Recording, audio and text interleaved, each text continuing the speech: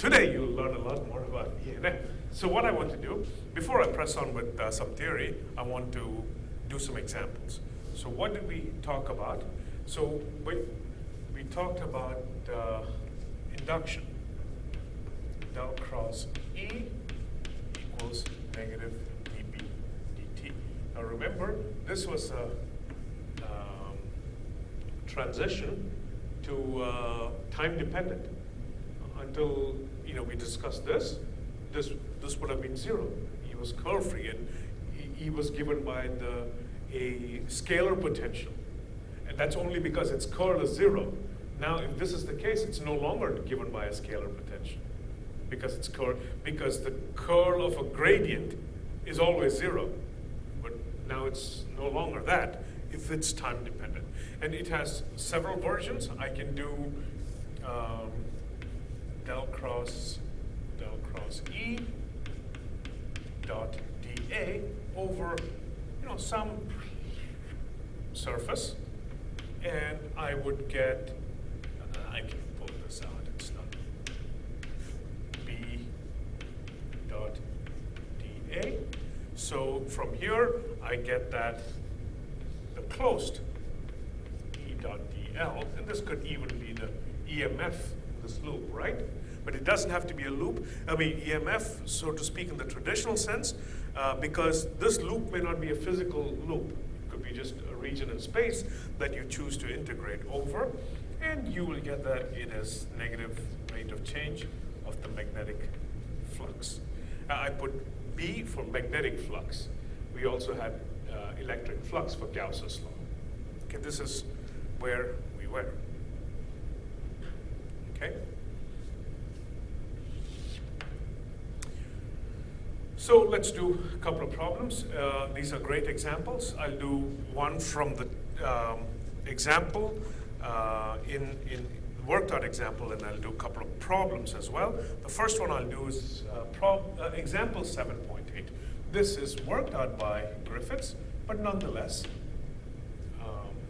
it is still interesting.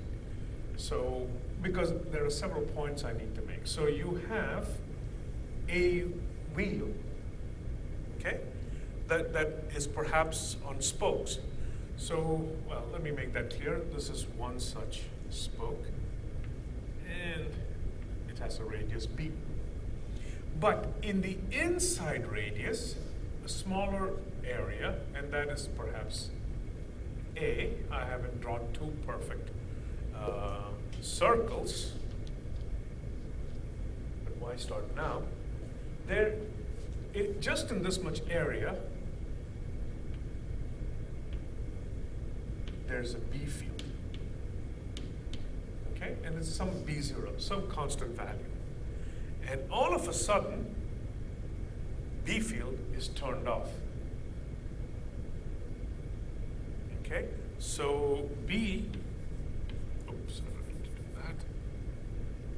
B then goes from B0 to 0.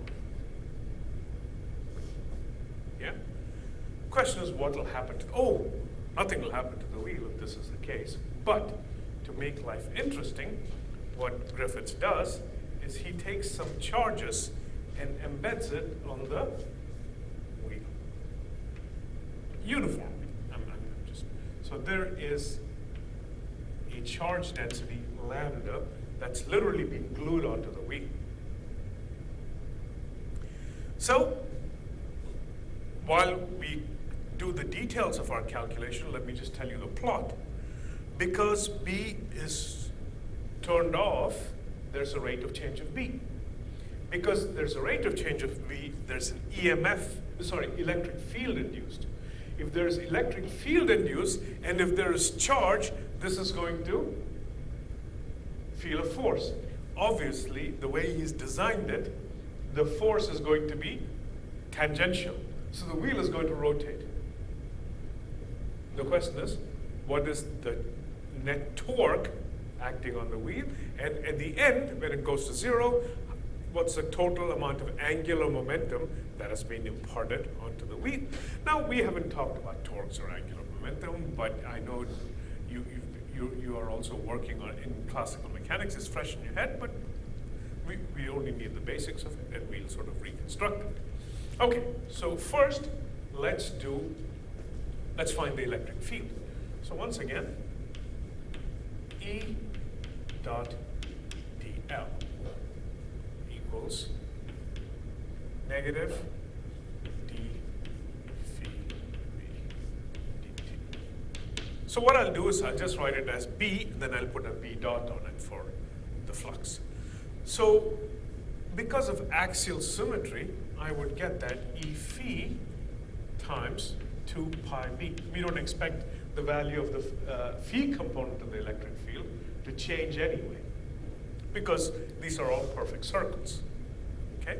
So negative d dt of B times area. What's the area? Pi a squared. Correct? So then E phi is going to be negative, the pi's cancel off, a squared b dot over 2b. Correct? So that means there is an electric field that is non-zero. It's negative, would be. Going the other way, right? Yeah. B dot is negative. B is decreasing. So Yeah, it becomes positive. But we don't have to worry about that. These are symbolic. It could be whatever it wants to be. So then the torque, what do you use for torque in classical mechanics? Is it tau? Yeah. We've been using N constantly. It's over the entire wheel, so we have to do something like R cross dF. I think we'll have to integrate through the loop. And so this is, let me put, R is S, oh, it's not S, it's just B. B S hat cross dF is, so let me do this. dF is lambda dl times E phi. Is that true? So I'm going to come back over here. And which way is the force? Of course, this is the force we're talking about. So let me make sure this is correct. Oh, then I don't need to, sorry. I don't need to, I put the direction here. Yeah? I put dl before, but I made it phi hat. So just magnitude. We won't be doing any integration. Lambda dl, E phi is minus a squared b dot over 2b phi hat.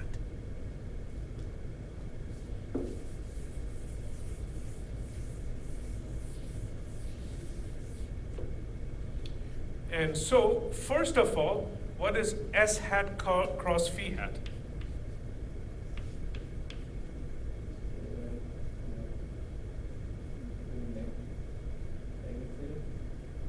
No. Because this is a Cylindrical coordinate system. Z hat. Yep. So it's rotating like this, or the torque is, I mean, it's rotating like this, which means the torque is that way. Yeah? So as a vector, and I'm going to put Z hat at the end.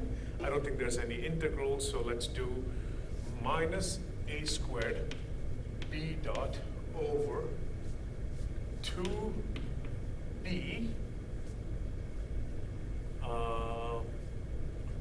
What is it? Lambda.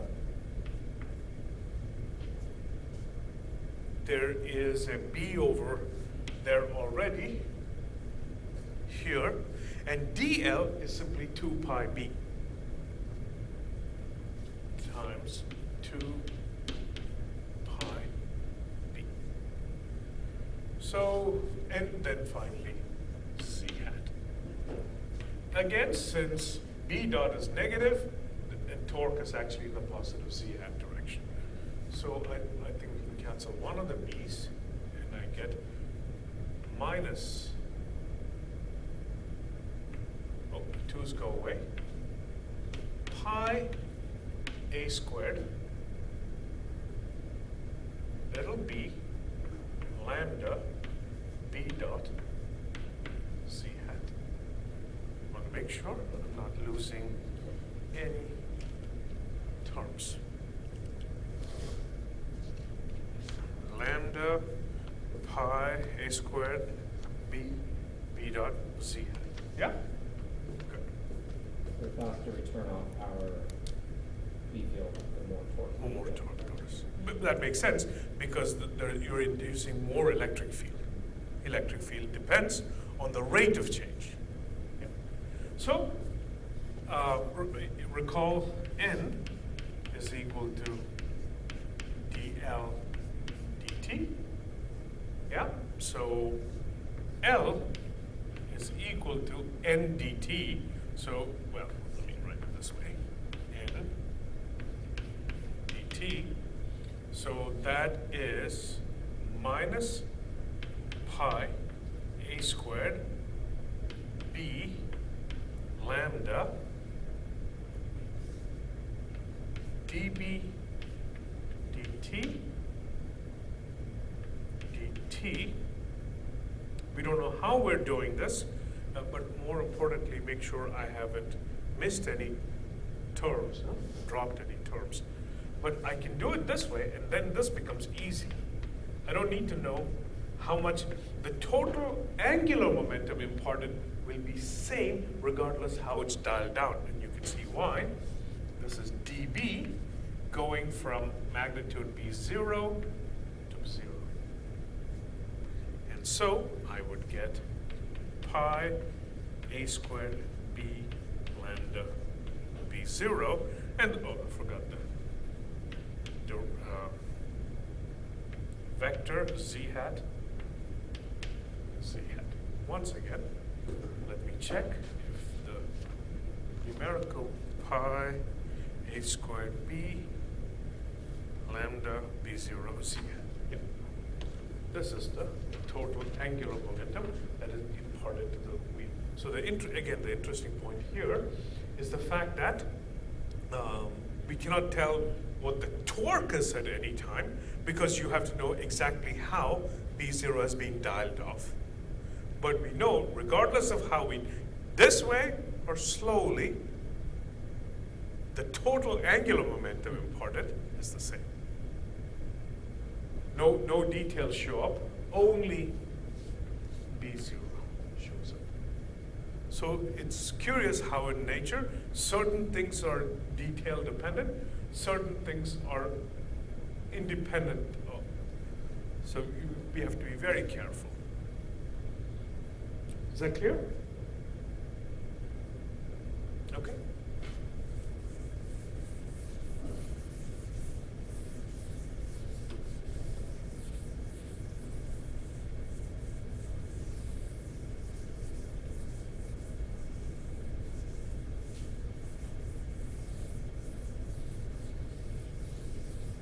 Then what I'll do is I'll work another example, which is problem 716.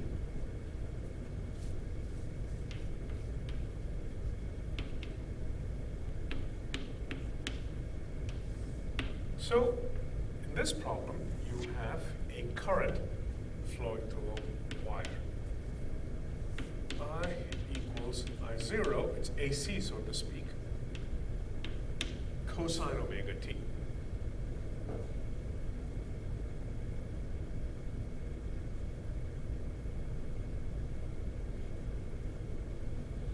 And then, this is part of a coax cable.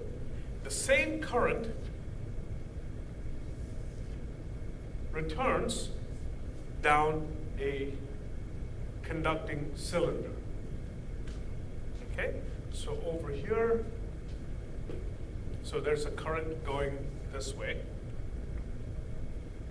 Well, when I say going this way, perhaps it is, but remember it changes direction because it's cosine. It can have a negative value.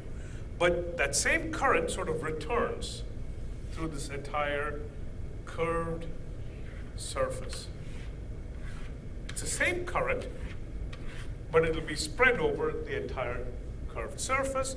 So it's literally a J, that is, where J is the total current divided by perpendicular length. It'll be I divided by 2 pi A or something. How would it like not be a K? K, you're right. It's a surface current. It's very good. And so I need to know the radius. I think the problem, it is A. So this radius, as always, is A.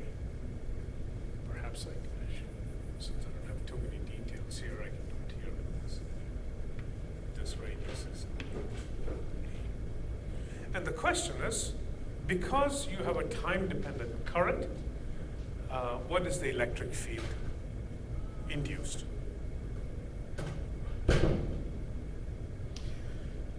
So, there's a hidden story to this. And the story here is what's called a quasi-static approximation for B.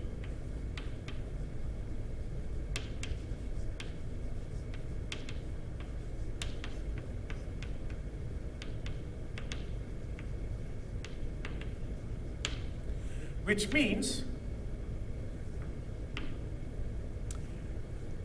it just tells you honestly that they're cheating. It's either static or it's not. But it's a quasi an approximation. That means, see, if you have a current over here, if it's a steady state current, what is the magnetic field? Well, it's this way. We know from Ampere's law, it is mu 0 I over 2 pi s in the phi direction. Yeah? This is steady state. Yeah? So QSA, there's no acronym like this. QSA is the approximation that says that you can assume this to be true even though I is time dependent.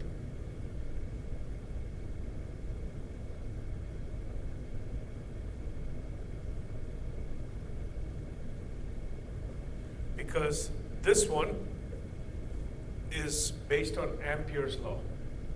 What is Ampere's law? So this is based on Ampere's law. And it basically comes from the fact that, what is it? Del cross B is equal to mu 0 J. Which is, it's not true anymore. that is not true anymore. There is, again, as I told you, two things. What's good for the goose is good for the gander. We had a minus dB dt, so you can expect some, I forget, again, we haven't gotten that far, so I forget the constant. There's a dE dt. So perhaps what's going to happen is you're going to get an induced E, and that induced E is going to create an induced B, but every time it goes, so that B is going to create an induced E, so that means you cannot sort of iteratively solve it. You have to solve it exactly using other means. But every such correction that happens is smaller and smaller in magnitude. And that's why this quasi-static approximation holds true, somewhat true. So let's hope this dialing down of T is slow. Yeah, if you take it too seriously, you're just wrong. in particular, if you dial down the current, you can imagine very close by Ampere's law to be held. But if you're far away, what current is it seeing? The current that was moments ago, because it takes some time for signals to get there. So we're saying we'll forget all of that and pretend Ampere's law is true. And that's how, and that is what we mean by quasi-static approximation. Okay, well, once we do that, I'm going to. So this problem, and the next one, example, problem that I'm going to do assumes the quasi-static approximation. Kind of a pretentious name for an approximation. What's that? Kind of a pretentious name. For an It is, but it's an honest one. Yeah. Yeah. So, outside is going to be 0. The reason being, there's a plus current going up and equal negative current coming down. Because a cylindrical current can also be thought of as a straight line wire because of perfect symmetry. So B outside is 0, which means E induced outside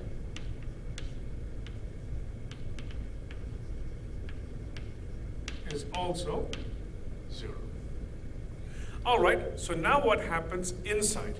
B inside, well, it's mu 0 I over 2 pi s phi hat. This would be I of t. I of t, yeah. Yeah. Maybe I can put the acronym here. I mean, even here we've used quasi-static approximations. So that means it is phi hat. I am not saying that it's always pointing in because I can have plus or minus value. But either way, it could have a component, so it could go back and forth. So what we'll do is we will pick an Amperean loop. I mean, if we're going to use, basically cheat and use Ampere's law, then we might as well pick an Ampere loop. And the loop we will pick is going to be, I know the electric field here is 0. So what I'll do is I'll make advantage of that and pick a rectangular loop like this. And I'll pick a Stokes theorem that is consistent, direction in the loop that is consistent with Stokes theorem. To get this B field, or this as my direction, I'm going to integrate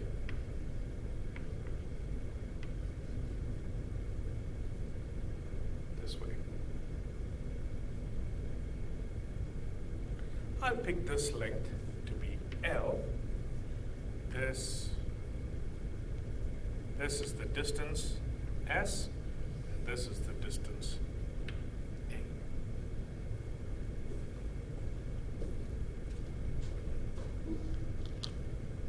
So, yeah, that's what you missed, which it stands for quasi-static approximation. It means, although t is time dependent, we're going to assume that Ampere's law is true.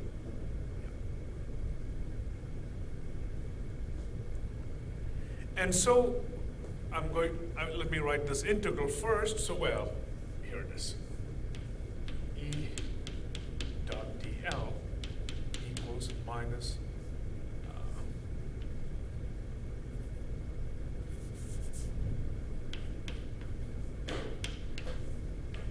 B dot dA. So, because of this E, we only expect a electric field in this direction. Yeah? The electric field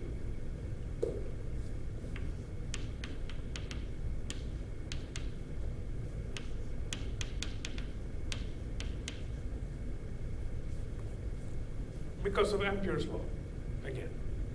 You certainly cannot get anything in the phi direction. Yeah, yeah. Well, you can argue out of the radial direction.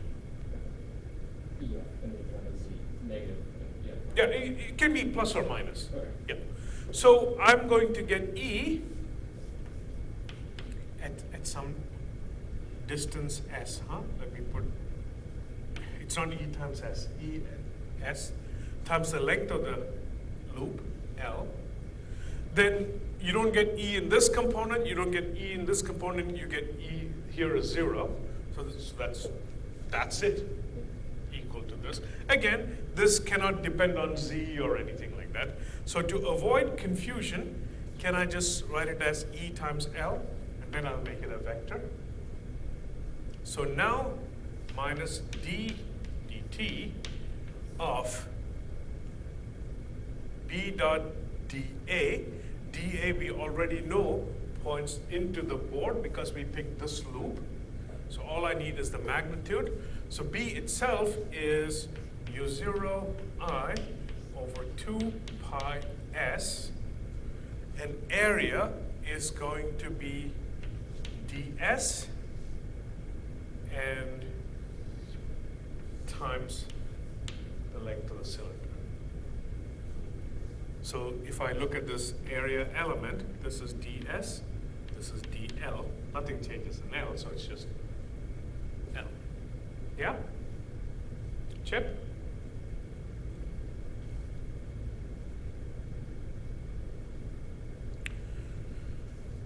So then, E, this is inside, E inside is equal to negative mu 0 I dot over 2 pi s. The L's have canceled away, and integral of ds over s going from s to a. Oh, not, yeah, s to a. Over here it is s, over here it is the radius of the cylinder, a. So let me do this.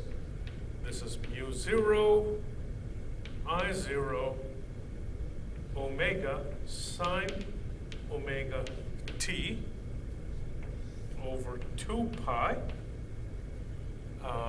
natural log of a over s.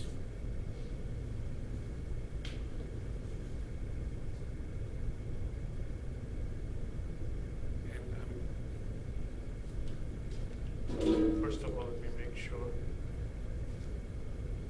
Mu 0 I 0 omega sine omega. Yep. Yeah. And listen, I'm just going to make it a vector.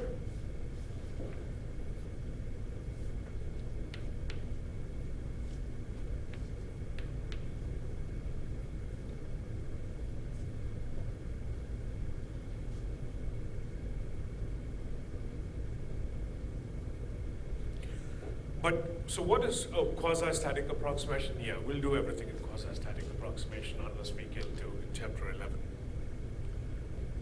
Maybe chapter 10. B, most important lesson for us is how to pick the direction of the loop. Why did we go this way versus that way?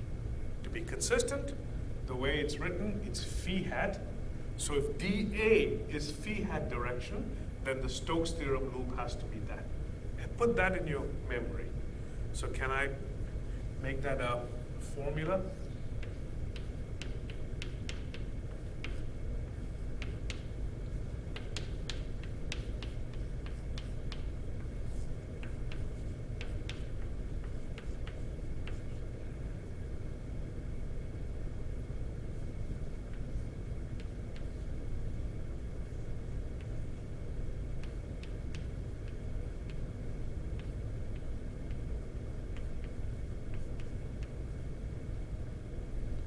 Trying to write here is they have to be consistent. Is consistent TE and T or TA and T? E. We're good? Yeah? So you pick the direction of dA, I mean, you could put it, if you want to put it minus and make it minus phi hat, that's fine, then, but you integrate the other way around. Here, you look at the vector component, it's phi hat. We don't care if it's whatever, if this is plus or minus, because that'll take care of itself. When you do the loop, you'll get a negative number, that's all. But here it's phi hat, so the loop has to be that way, because only this way will my thumb point in the phi hat direction. I may have missed this, but what do you mean when you say they have to be consistent? Precisely that. So Oh, okay. the dA vector is pointing in the phi hat direction. So then the loop has to go this way. Stokes' theorem consistent. Right-hand rule consistent. Yeah. You have to make it consistent. Like- Correct. You have to force that. Yeah. Yeah. Because see, this is a scalar, and you can go. This loop can be taken any which way you want, but you have to pick it consistently. Yep. Okay. Good. I think the next problem, this is also a problem, is 2 doors down.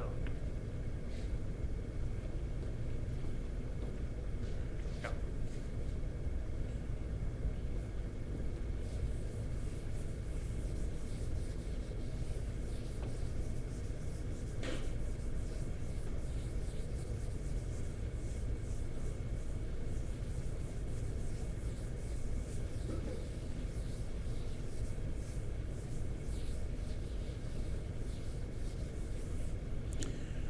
So here you have a wire.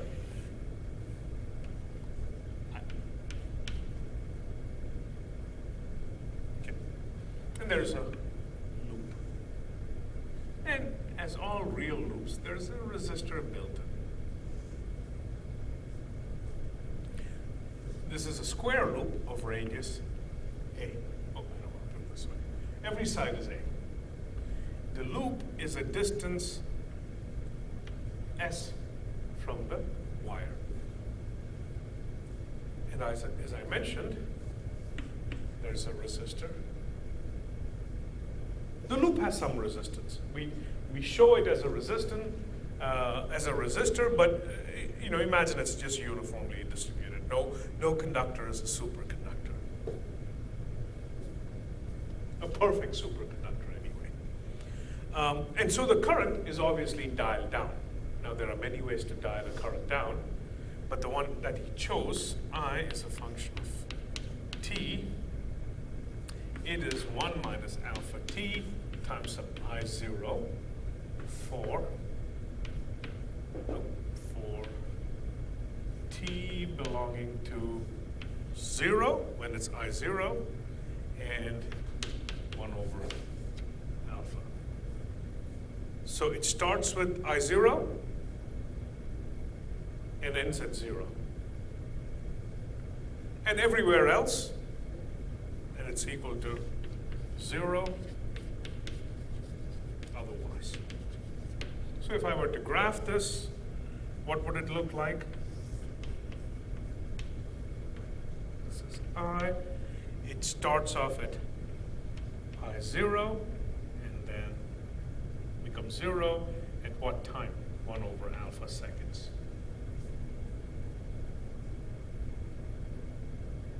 Yeah? And the question is, how much charge flows through the resistor as the current is dialed off?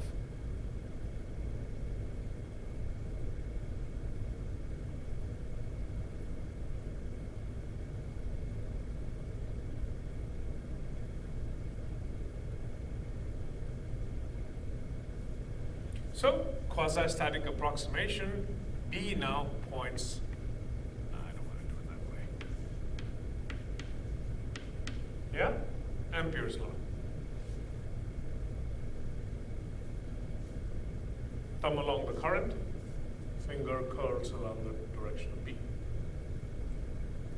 But thankfully, they haven't asked for the electric field. So, I'm going to do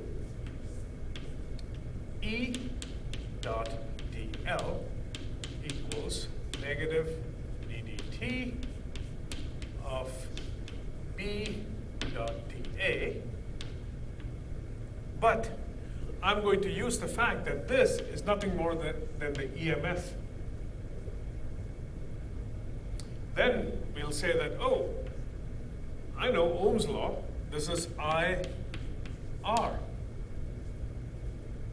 And then you say, wait a minute. I know that this is dq dt R, because the question was how much current, how much charge flows through the conductor. Well, so we have simplified it quite a good bit. dq dt R is equal to minus d dt mu 0 I over 2 pi s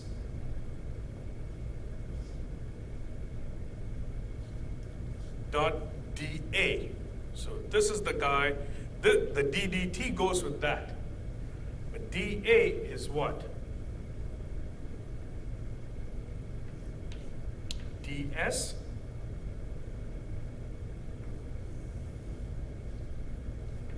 times A. Look at this. It's ds times that direction. This direction is just A. Sorry, the other way around. ds is this way. Oh, through this way it'll be constant. There's no need to integrate over that direction. The magnetic field is only dependent on the s direction. You see what? That's why I just multiplied by A. So dq dt R is equal to minus mu 0 A over 2 pi.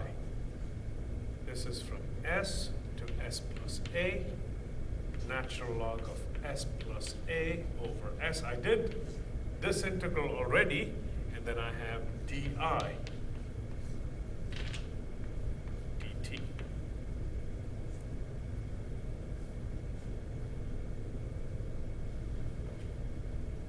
Yeah?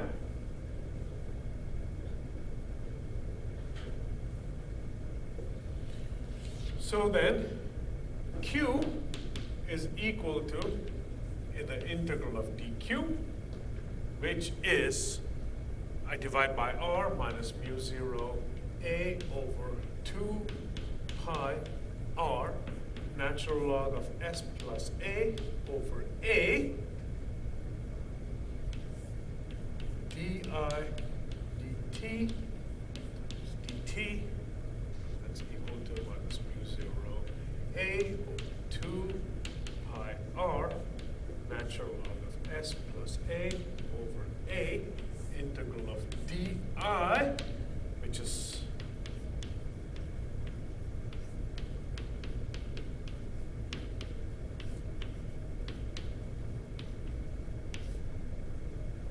I goes from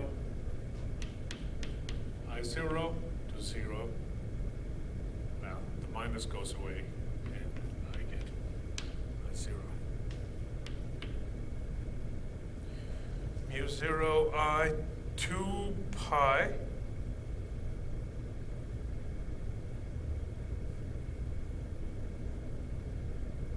R. Yep.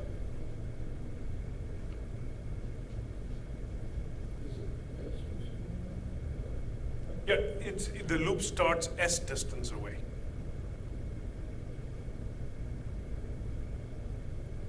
Yeah, but in the denominator, it's natural log. Right? That's what's weird. So see, I'm doing integral of ds over S. It's just natural log of S. And it starts from S and it goes all the way to S plus A, the loop. And if it starts at S, why are we going to A in the downstairs of it? S plus A over A? Oh, And the S oh, plus A right, over right, S. right, right.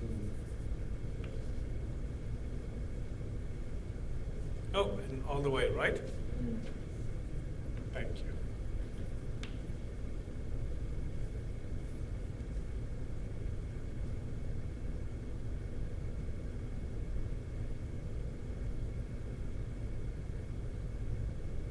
Are we good?